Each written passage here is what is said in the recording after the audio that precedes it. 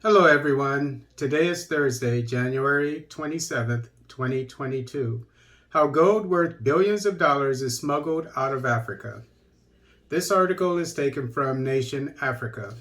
Every year, billions of dollars worth of gold is smuggled out of Africa through Kenya into the United Arab Emirates, UAE, and the Middle East. According to an analysis by Reuters, the Middle East is a gateway to markets in Europe, the United States, and beyond. Customs data shows that the UAE imported $15.1 billion worth of gold from Africa in 2016, more than any other country and up from $1.3 billion in 2006. The total weight was 446 tons in varying degrees of purity, up from 67 tons in 2006. Just recently, the Special Forces of Uganda have seized an important cargo ship of 2 tons of gold belonging to a rebel group led by a certain Mulum Jean. The cargo was reportedly meant to have passed through Kenya for onward transmission to a group of European businessmen known as Olivier and Sasha. Investigations are underway, and the authorities of the countries of the Great Lakes are holding a Zambian declarer coming from the border of Kenya, whose identity is yet to be revealed. Much of the gold was not recorded in the exports of African states. 5 trade economists interviewed said this indicates large amounts of gold are leaving Africa with no taxes being paid to the states that produce them. And this gold is going into the banks of these European nations and who knows what other nations in the Mideast, and I call it the Near East anyway. And it should be staying in the on the African continent. But it shows that the world is exploiting Africa, and everybody knows it, but the UN is not doing anything about it. And I'll get into what the laws that the United Arab Emirates is neglecting to initiate to get rid of this practice, and how. And just bear in mind, as I read this information, that the UN is doing nothing about this, which is hypocritical, and which shows that the purpose of the UN is to keep the status quo, to keep the developed nations above the developing nations. Previous reports and studies have highlighted the black market trade in gold mined by people, including children, who have no ties to big business and dig or pan for it with little official oversight. No one can put an exact figure on the total value of the gold that leaves Africa each year. And this goes to what I've been saying about, especially a case study would be the DRC, for what I have been arguing for.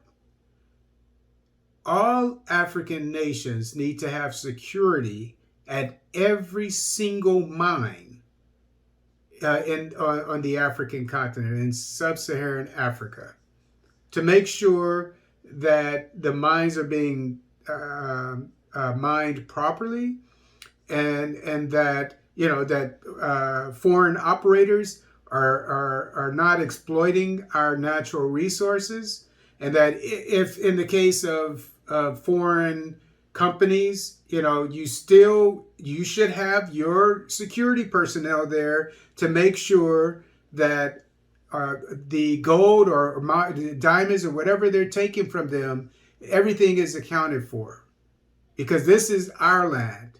And make sure that all the taxes are paid for every single ounce of gold that is taken from Africa. And to do this, you need security personnel stationed at every single mine. And so that's a very important part of what I've been saying. You need security for to fight the insurgency, obviously, but you also need it to protect your natural resources. And this is exactly what I've been talking about. And it is going in this article is going to talk about how, when we get into the late great, I'm forgetting his name at the moment, but the Tanzanian leader who passed away mysteriously, in my opinion, what he was planning on doing before he passed away. And it's, it goes along with what I'm saying. We need 100% security on all African mines, on all African resources, because we're talking about billions, sometimes millions, billions of dollars being extracted from Africa, and no taxes are being paid or anything. So this is a very big piece of the puzzle of what I'm talking about as far as prosperity, peace and prosperity on the African continent. It's a very important part of it. For instance, the Democratic Republic of Congo, DRC, is a major gold producer, but one whose official exports amount to a fraction of its estimated production. Most of it is smuggled into Uganda, Burundi, and Rwanda. Okay. It is, of course, worrisome for us, but we have very little leverage to stop it, said Thierry Boliki, director of the CEEC, the Congolese government body that is meant to register, value, and tax high-value minerals like gold. It's funny how these people, they're paid all this money and they can't figure out what I've been saying for years. As a retired United States Army military police sergeant, military police, I was a sergeant of military police, and I'm able to come up with the answer. And, but again, I'm going to get to Magufuli, what Magufuli, what he wanted to do is it goes hand in hand with what I'm talking about, what I've been crying for the last few years. Okay, most of the gold is traded in Dubai, home of the UAE's gold industry. In 2016, the UAE reported gold imports from 46 African countries. Of those countries, 25 did not provide Comtrade with data on their gold exports to the UAE, but the UAE said it had imported a total of $7.4 billion worth of gold from them.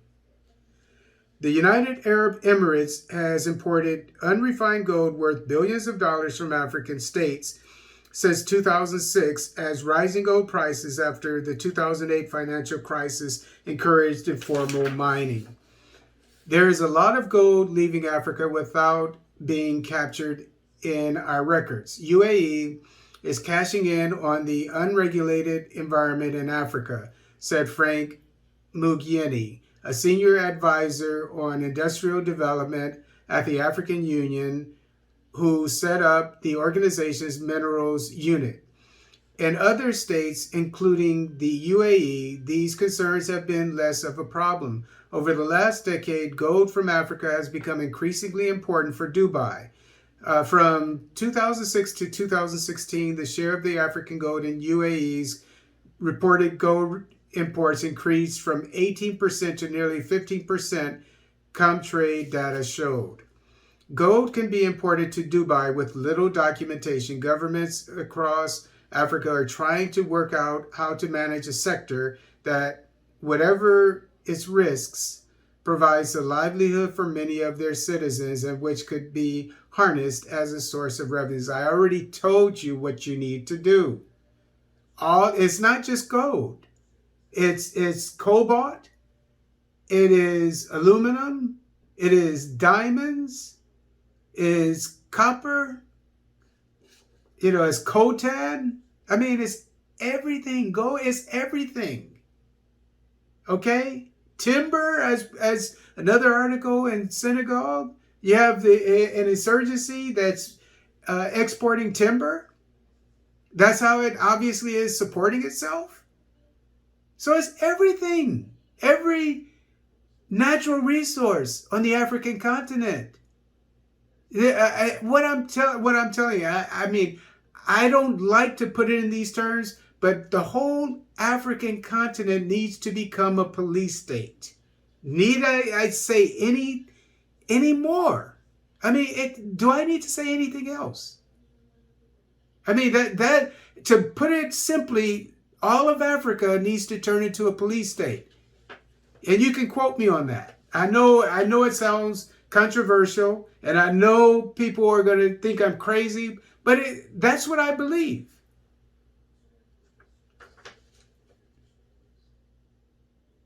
A Tanzanian paramilitary report estimated that 90% of annual production of informally mined gold is smuggled out of the country. The government wants the central bank to buy this up. In March 2020, then President John Magufuli, who is now deceased, launched a plan to establish hubs where the trade would be formalized by offering access to financing and, regulating markets. And I'm writing a book. I'm almost done with it. 400 pages, fine print, already printed after 10 years of research. And this goes hand in hand with what my book, one of the themes of my book is. To get rid of all these middlemen who are not necessary, the governments of the coffee producing countries, in this case, the African governments of all African governments, need to buy up or set up stations where these Africans who are artisanal miners, etc., don't have to go to these middlemen, these crooked people. You can set up stations that are approved by the government or run by the government, hopefully run by the government, so they can cut out the middleman and give them a fair price. And as I've been saying, I mean, it's the same thing for coffee all over the world. $2 a pound. And by the way, Ethiopia is doing it. It's at $1.80 a pound now in Ethiopia, up from less than 50 cents when the TPLF was in charge, by the way. Now, with the Abiy administration, it's almost at $2, which is my benchmark. What I'm going to pay when I start buying it. So likewise, and this is what I've been saying for 10 years now. So the same thing goes for all of our natural resources. The government needs to step in and buy this stuff, and then it can in turn sell it for its market price.